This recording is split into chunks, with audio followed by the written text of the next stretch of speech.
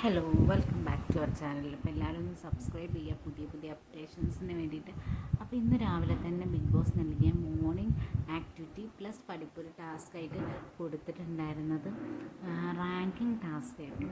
Ranking task normally എല്ലാ Bigg ബോസിലും നടക്കുന്നതാണ്. അത് ഉണ്ടാവാറൊരു നമ്മളൊരു 9th വീക്ക് 10th വീക്കൊക്കെ ആകുമ്പോൾ, അല്ലെങ്കിൽ എന്തായാലും ഒരു 4th വീക്കിനൊക്കെ ശേഷമാണ് ഉണ്ടാവാറ്.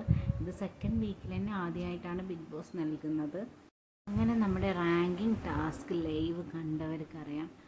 റാങ്കിങ് ടാസ്കിൽ നമ്മുടെ അനീഷ് നല്ല അടിപൊളിയായിട്ട് വെറുപ്പിച്ചിട്ടുണ്ട്. അടിപൊളിയായിട്ടൊന്നും പറഞ്ഞാൽ പോരാ, അത്രയും നമുക്ക് ലൈവ് കാണുമ്പോൾ തലവേദനിക്കുന്ന, ലൈവ് കണ്ട ആരെങ്കിലും ഉണ്ടെങ്കിൽ ഒന്ന് കമൻറ്റ് ചെയ്യണേ.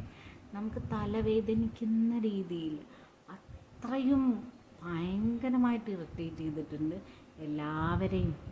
അവരെ അത്രയും ഭയങ്കരമായിട്ട് പറഞ്ഞത് തന്നെ പിന്നെയും പിന്നെയും പിന്നെയും പറഞ്ഞിട്ട്, ഞാനാണ് ഒന്നാമത് വരാൻ അർഹനായത്, ഞാനാണ് ഫസ്റ്റ് വരാൻ അർഹനായത്, ഞാൻ മാത്രമാണ് അർഹനായി, ഞാൻ ബിഗ് ബോസ് തരുന്ന എല്ലാ ടാസ്കും ചെയ്യുന്നുണ്ട്, അങ്ങനെ ഇങ്ങനെ പറഞ്ഞ് വെറുപ്പിച്ചുകൊണ്ടിരിക്കുക. അവിടെയുള്ള ആളുകൾക്ക് വല്ല അവാർഡും കൊടുക്കേണ്ടി വരും. കാരണം അനീഷിന് സഹിക്കുന്നതിന്. കാരണം എന്താണെന്ന് വെച്ചാൽ അവിടെ ബിഗ് ബോസ് കൊടുക്കുന്ന പണികളൊക്കെ ഒരു 7ൻ്റെ പണിയായിട്ട് നമുക്ക് കാൽക്കുലേറ്റ് ചെയ്യാം. പക്ഷെ അനീഷ് അവർക്ക് ഒരു 18ൻ്റെ പണിയായിട്ടാണ് എനിക്ക് തോന്നുന്നത്. നമുക്ക് എപ്പിസോഡിൽ എത്രമാത്രം കാണാൻ പറ്റുമെന്നറിയില്ല, പക്ഷെ ലൈവ് കണ്ടുകൊണ്ടിരിക്കുമ്പോൾ നമുക്ക് അത്രയും ഇറിറ്റേഷനായിരുന്നു. ആൾ ഒരു തരത്തിലും അവിടെയുള്ള ആരുമായിട്ടോ സഹകരിക്കാൻ തയ്യാറായിട്ടുണ്ടായിരുന്നില്ല.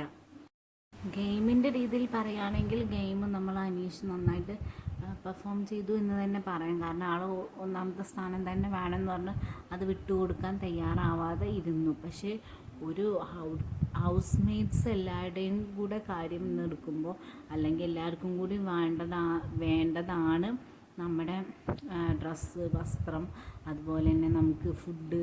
അപ്പോൾ എല്ലാവരും അതിന് വേണ്ടിയിട്ട് അഡ്ജസ്റ്റ് ചെയ്യാൻ റെഡിയായിരുന്നു. പക്ഷെ അനീഷ് മാത്രം ഒരിക്കലും ഒരു തരത്തിലും. അപ്പോൾ നിങ്ങളുടെ അഭിപ്രായം കമൻറ്റ് ചെയ്യൂ. Okay, by.